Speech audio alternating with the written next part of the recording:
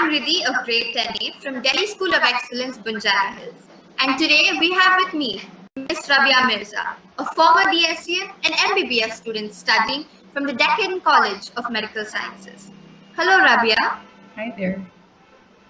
So, you were an ideal student in your years at DSC who was looked up to by many. When was it that you realized you want to pursue a career in the medical field? And why did you feel like having a profession in medicine was the way to go? Well, in all honesty, I've always wanted to pursue medicine. For me, there was never any other career path that I had in mind. But despite the fact that both of my parents were doctors, they always reassured me that they'd be proud of me no matter what career path I chose. And the reason why I wanted to choose medicine was because the feeling that you get after helping someone is honestly unmatched. And if you could do that every single day, all day, it's a win-win situation. Not only are you helping other people, but the internal satisfaction that you get, that you're able to create a positive change in someone else's mind. It's a really good feeling, to be honest. It's something that I want to have for the rest of my life. I want to always, always, always have within me. Oh, I completely agree with you. Now, securing a medical seat is definitely a milestone. How do you and your family feel about it? Well, to be honest, my parents, they're the type of people who motivate me unconditionally. However, they never let me get lazy. The day I found out that I got the medical seat, they're like, okay, from today onwards, you have to be consistent. You have to study every single day. You have to put your entire life into it. This is what you're choosing by yourself. We haven't forced you to do this. This is your option. This is your career path that you chose. You really, really, really need to work hard. There's no cutting corners. You have to work from today onwards. And the day that I got my result, I was extremely happy. I was really, really happy. I was honestly over the moon, and so were they. But they tend to, show their affection in other ways. They're like, okay, from today onwards, you really, really need to study hard. You have to study every single day. You have to give your 100% into this. And, that's what honestly motivates me to working harder. Like, okay, I need to keep working harder. I need to keep working harder. That always, always pushes me. That's lovely. Now, medicine is a very, very vast field. So what are your next plans of action for accomplishing your goals?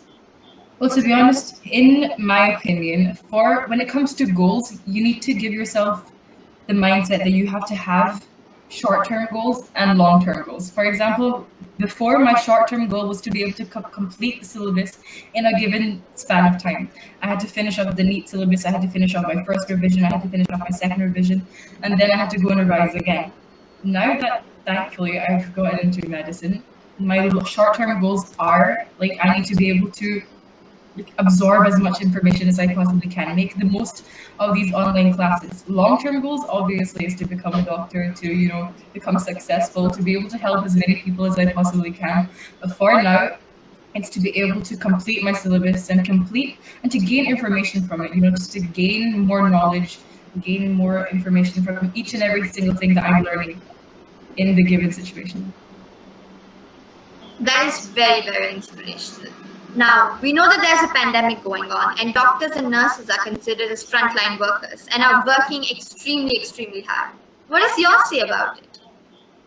To be honest, I will be frank, there's no sugarcoating in this entire situation. Doctors and nurses, they have to be given more respect. They're literally leaving their entire lives on the line. They're literally leaving their families at home. They're literally leaving their personal lives at home. No matter what's going on in their personal lives, they're still going to work every single day, trying to help out everyone, trying to make sure everyone has enough healthcare services, trying to make sure that the sick are getting what they require to become better again. They're putting everything on the line, and all these cases, all these news that's coming on in the newspapers and everything, that this doctor is being abused, or some other doctor is being abused, or they're being abused in front of people, they're being harassed in public. They don't deserve it. They're putting everything on the line. They're putting their entire lives on the line. They're putting their entire lives at stake. They at least deserve common human decency.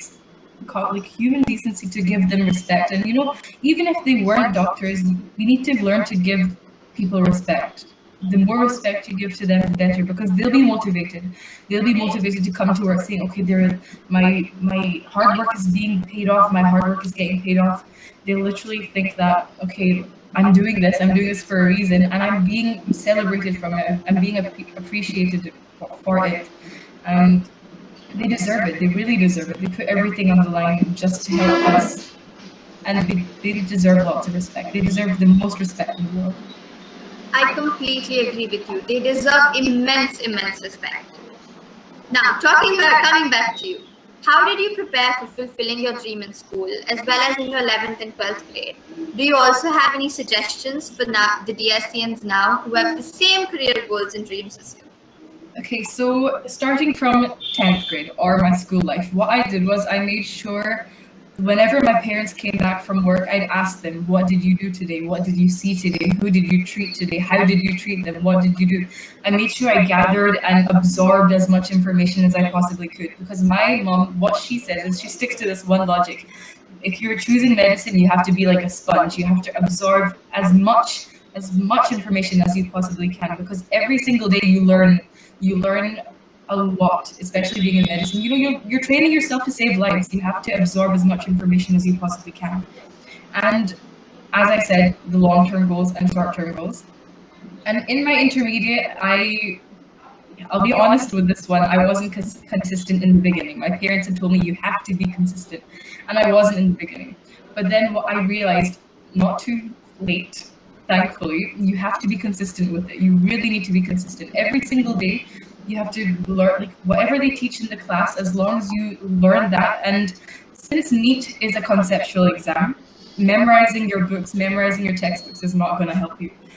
Even though some days you think, oh, I don't want to sit and study, I can't be bothered to open my books. You don't feel like studying some days. Even on those days, just open your book. And one thing I found really helpful was YouTube videos. Whichever lecture they would give in college or in school, I would go back home, and if I wasn't in the mood to study, I'd play the YouTube video. Because, like, instead of having to sit and read every single thing line to line, word to word, you could at least listen to it, and you'll be gaining some information anyway. Even if you don't understand the entire thing, as long as you understand enough for only for that day, not every single day. This can't be an every single day thing. As long as you, like, understand as much as you possibly can on that particular given day, that should be enough. But you really need to be consistent. You know, consistency is key. My parents always say you have to be consistent, especially in a field like this, as you said, which is really vast. There's always something to learn. There's always something to learn. For example, this current pandemic, nobody knew about the coronavirus. Nobody knew about it. The doctors, even they had to adjust. They had to adjust to the current situation. They had to adjust. They had to learn. Medicine is such a field that you learn something every single day. You learn something every single day, and you have to be eager to learn more information. If you're not eager to learn information, then you're not going to go that far. I'm not going to sugarcoat it in any way.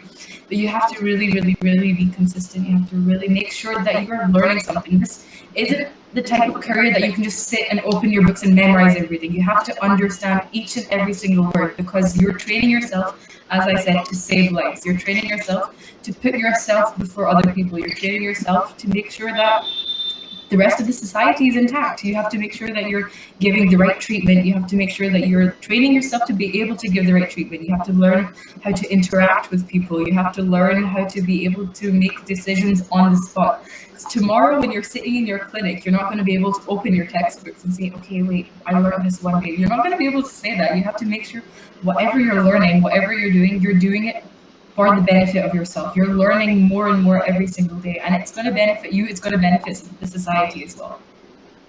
I'm definitely going to keep your words in mind, and what you've spoken today is extremely inspirational and motivational. Once again, thanking you for being here with us and allowing us to ask questions.